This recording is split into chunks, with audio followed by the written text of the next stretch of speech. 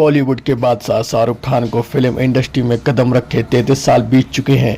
इन 3 दशकों में शाहरुख खान ने 100 से भी ज़्यादा फिल्में की हैं, हजारों करोड़ों का बॉक्स ऑफिस कलेक्शन किया है, उन्हें अनगिनत अवार्ड्स मिले हैं और ऐसा तगड़ा फैन बेस मिला है कि आज भी करोड़ों लोग उनकी एक झलक पाने के लिए तरसते हैं।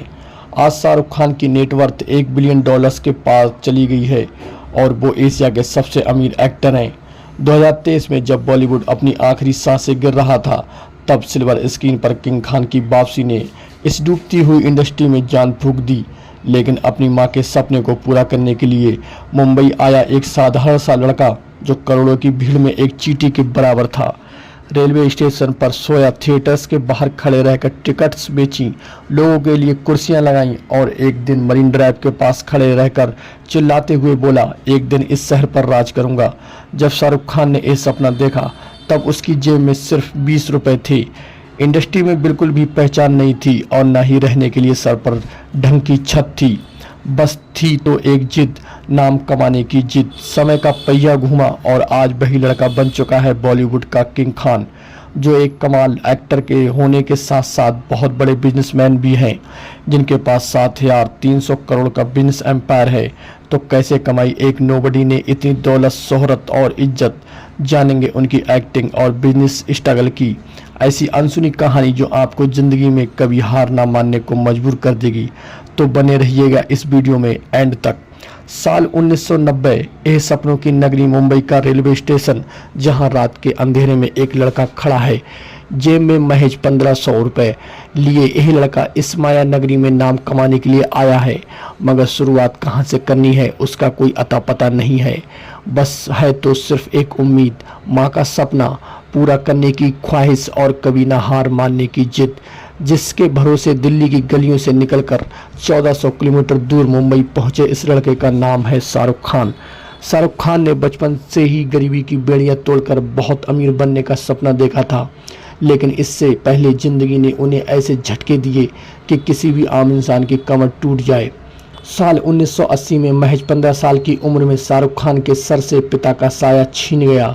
परिवार की जिम्मेदारी मां फातिमा खान ने संभाली, जिनका हाथ बटाने के लिए शाहरुख खान ने कई छोटे मोटे काम किए और 1989 में उन्हें टीवी में काम करने का मौका मिला और यहां से उन्होंने टीवी में काम करना शुरू किया। और शाहरुख ने फौजी, दिल दरिया, उम्मीद और सर्कस जैसे कई टीवी शोज में काम किया। अब उनकी लाइफ ट्रैक पर आ रही थी, तभी साल 1990 में उन्होंने अपनी मां को हमेशा हमेशा के लिए खो दिया। शाहरुख खान की मां का सपना था कि मेरा बेटा एक बड़ा सुपरस्टार बने, जिसे पूरा करने के लिए वह दिल्ली छोड़कर सपनों के शहर मुंबई आ गए और फिर शुरू हुआ उनका असली संघर्ष। सपनों की नगरी मुंबई हर किसी को परखती है और शाहरुख खान ने भी ठोकरें खाना शुरू कर दिया। वो ऑडिशन पर ऑडिशन देते रहे और हर जगह उन्हें मिला तो सिर्फ और सिर्फ रिजेक्शन। शाहरुख खान के सामने रंग और छोटी हाइट की वजह से अक्सर उन्हें भगा दिया जाता था। कुछ डायरेक्टर ने तो उनका ऑडिशन देखने तक में दिलचस्पी नहीं ली थी। इसी बीच शाहरुख ने अपना पेट पालने के लिए कई सारे छोटे मोटे काम किए, जैसे कि वह पंकज उधास के कॉन्सर्ट में हेल्पिंग स्टाफ का काम करते थे। उनका काम लोगों के पास कलेक्ट करके उन्हें उनकी सीट पर बैठाना होता था, जिसके लिए उन्हें 50 रुपये मिलते थे। ठीक वैसे ही कई बार शाहरुख खान थिएटर्स के बाहर खड़े होकर मूवी टिकट्स भी बेचा करते थे। उन्होंने मुंबई की सड़कों पर अपनी कई रातें गुजारी। एक बार तो उन्हें रेलवे स्टेशन पर भी सोना पड़ा, लेकिन जब दिल्ली वापस लौटने का कोई ऑप्शन नहीं था तो इसलिए शाहरुख खान लगे रहे। साल 1992 में ऋषि कपूर की फिल्म दीवाना आने वाली थी, जिसमें उनके सपोर्टिंग रोल में किसी दूसरे एक्टर को कास्ट किया गया था, लेकिन उन्होंने फिल्म छोड़ दी और ये शाहरुख खान की झोली में आकर गिरी। फिल्म रिलीज होते ही सुपरहिट हो गई और इंडस्ट्री में कदम रखने वाला यह नया लड़का अब डायरेक्टर्स की नज़र में आ गया। अब कोई भी एक्टर अपना करियर की शुरुआत में रिस्क तो नहीं लेना चाहता, लेकिन शाहरुख खान ने डर और बाजीगर जैसी फिल्में की, जिनमें उनका रोल ग्रे शेड का था। एक लीड एक्टर को अपनी हीरोइन का मर्डर करते हुए देखने के लिए ऑडियंस को आदत नहीं थी, लेकिन शाहरुख खान एक्सपेरिमेंट से नहीं डरते थे।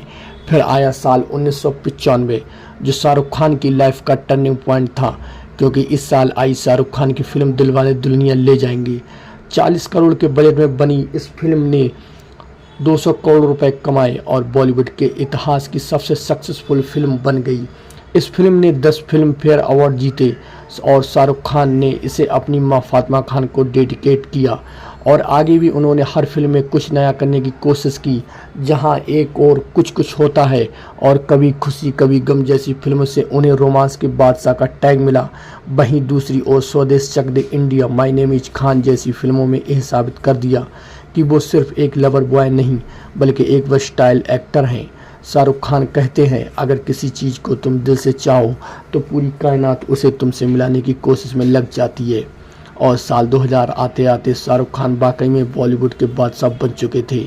लेकिन फिर उनकी लाइफ में एक ऐसा मोड़ आया जब वह पूरी तरह से कंगाल हो गए।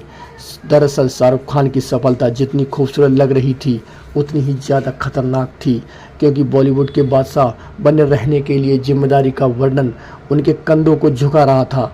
शाहरुख खान के अंदर एक डर बैठ चुका था, अगर यह सब कुछ छीन गया तो आगे क्या होगा, क्योंकि उन्होंने ऋषि कपूर और अमिताभ बच्चन जैसे कई सुपरस्टार्स के करियर को अर्श से फर्श पर गिरते हुए देखा था और इसी डर से उन्होंने बिजनेसमैन बनने का डिसीजन लिया और 1999 में अपनी पहली film production company dreams unlimited की शुरुआत की, जिसमें जूही चावला, जय मेहता और डायरेक्टर अजीज मेहता उनके पार्टनर थे। सबसे पहले शाहरुख खान ने फिर भी दिल है हिंदुस्तान नाम की फिल्म बनाई, जो उस समय के हिसाब से एडवांस मूवी थी और दर्शक उसे समझ ही नहीं पाए, जिससे कि वह बुरी तरह से फिल्म पिट गई।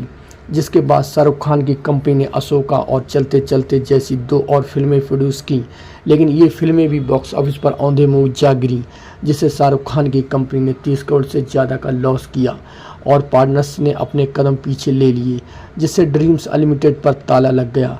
शाहरुख खान के करियर की सबसे पहली बड़ी हार थी, जिससे वो इतने स्ट्रेस में चले गए कि उनकी स्मोकिंग की हैबिट और ज़्यादा पावरफुल हो गई। साल 2011 में एक इंटरव्यू में शाहरुख खान ने बताया कि ये जानते हुए भी सिगरेट सेहत के लिए हानिकारक है। एक वक्त पर मैं दिन में 100 सिगरेट पीता था, जिस चक्कर में मैं खाना भूल जाता था और पानी तो पीता ही नहीं। लेकिन इतने बड़े फेलियर के बाद शाहरुख खान ने कैसे बनाया $1 बिलियन का बिजनेस एम्पायर, चलिए जानते हैं। अब एक तरफ शाहरुख खान स्ट्रगल कर रहे थे, वहीं दूसरी तरफ वो अपनी फैमिली के लिए एक स्टेबल लाइफ बनाना चाहते थे। इसलिए सबसे पहले 2001 में उन्होंने मुंबई में अपना घर मन्नत खरीदा। उस समय शाहरुख खान की उस 13 करोड़ की इन्वेस्टमेंट को फेल बताया गया, लेकिन आज उसी मन्नत की कीमत 200 करोड़ के पार पहुंच चुकी है। घर के बाद शाहरुख खान एक बार फिर से अपने फिल्म प्रोडक्शन के बिजनेस पर फोकस किया और अपनी पुरानी गलतियों की सीख लेकर 2003 में एक और प्रोडक्शन कंपनी की शुरुआत की, जिसका नाम रखा red chillies entertainment. Shahrukh Khan ने इस प्रोडक्शन हाउस की पहली फिल्म में भी खुद ऐड किया। ये थी एक्शन, रोमांस, म्यूजिक और फुल मसाला से भरी हुई फिल्म मैं हूं ना, जिसे बहुत बड़े स्केल पर प्रमोट किया गया और ये फिल्म रिलीज होते ही सुपरहिट हो गई और उनके प्रोडक्शन हाउस ने बॉलीवुड में अपनी जगह बना ली। फिर आया साल 2007, जब शाहरुख खान ने अपने करियर का सबसे बड़ा दांव खेला और अपनी फिल्म ओम शांति ओम में 40 करोड़ रुपए लगा दिए और ये फिल्म उस वक्त की इतनी बड़ी सुपरहिट हुई कि इसने बॉक्स ऑफिस पर 150 करोड़ का बिजनेस किया। लेकिन ये तो रिस्क लेने की शुरुआत थी, क्योंकि आगे शाहरुख खान जो करने वाले थे उसने पूरी इंडस्ट्री को शॉक में डाल दिया था। तो साल 2008 जब इंडियन प्रीमियर लीग यानी कि IPL इंडिया में नया शुरू हो रहा था, इसकी सक्सेस की कोई गारंटी नहीं थी, लेकिन शाहरुख खान जानते थे कि क्रिकेट इंडिया के लिए सिर्फ एक गेम नहीं बल्कि एक इमोशन है। इसलिए उन्होंने जूही चावला और जय मेहता के साथ मिलकर एक टीम खरीदी जिसका नाम था कोलकाता। इसलिए उन्होंने जूही चावला और जय मेहता के साथ मिलकर कोलकाता नाइट राइडर्स की टीम खरीद ली, वो भी पूरे 300 करोड़ रुपए में। मैच से पहले ही इस टीम की बहुत बड़ी हाइप बनी, क्योंकि इसमें बहुत बड़े बड़े प्लेयर्स थे और टीम के साथ किंग खान का नाम जुड़ा हुआ था।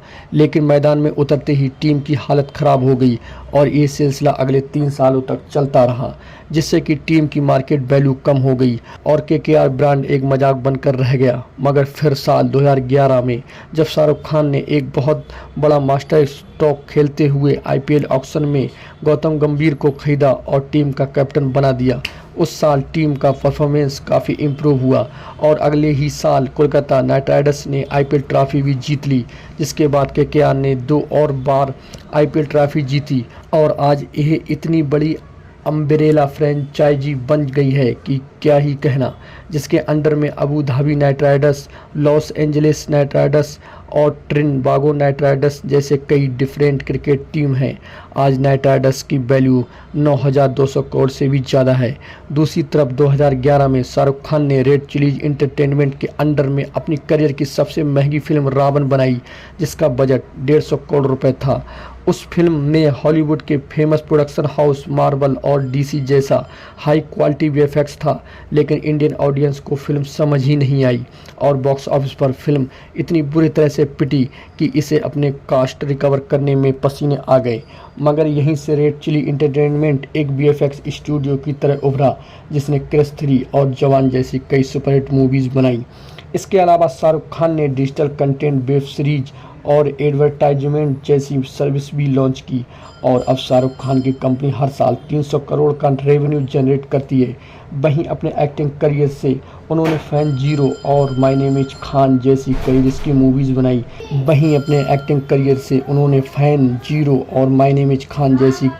मूवीज़ बनाई। जिनमें से कुछ फ्लॉप नहीं तो कुछ ब्लॉकबस्टर। इस तरह से शाहरुख खान ने अपने करियर में बहुत रिस्क लिया और कई बार गिरकर उठने के बाद बना डाला हजारों करोड़ों का बिजनेस एम्पायर, जिसमें उनकी नेटवर्थ 300 करोड़ रुपए।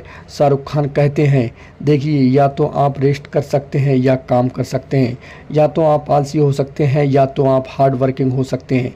और अगर आप हार्ड वर्क कर रहे हैं तो यह आपके लाइफ की सबसे बड़ी गिफ्ट है।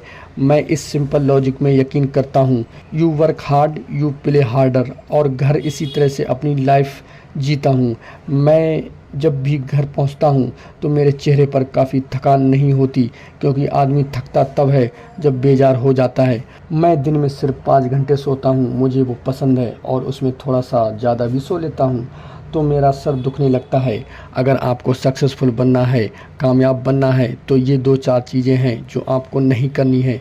एक तो खाना मत खाइए प्लीज़। लोग खाने में परेशान हो जाते हैं कि खाना क्या खाया जाए, सोना है, आराम करना है, ये सब आप सफल होने के बाद भी कर लेंगे। और मैं सच बोल रहा हूँ, अगर आपको सफल होना है तो आपको परेशान रहना पड़ेगा, टेंस रहना पड़ेगा, ज़रूरत से ज़्यादा सोना छोड़ना होगा, और खाने की बिल्कुल तकलीफ़ तो होनी ही नहीं चाहिए।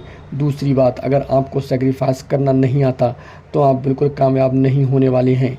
तीसरी चीज़, आपको दुख पहुँचेगा, दर्द होगा, पेन होगा, लेकिन वो दर्द चला जाएगा। सक्सेस इंतज़ार नहीं करेगी तो दर्द होता है तो होता रहे, बुखार आता है तो आता रहे, जुकाम होता है तो होता रहे, परेशानी होती है तो आती रहे। आपको फिर भी मेहनत करनी है, क्योंकि सफलता तब तक नहीं मिलती जब तक आप रेस्टलेस होकर अपने सपनों को हकीकत बनाने के लिए कड़ी मेहनत नहीं करते। आखिर में दोस्तों, तहे दिल से शुक्रिया अदा करना चाहूँगा, इस यूट्यूब जर्नी में आपने हमारा साथ दिया।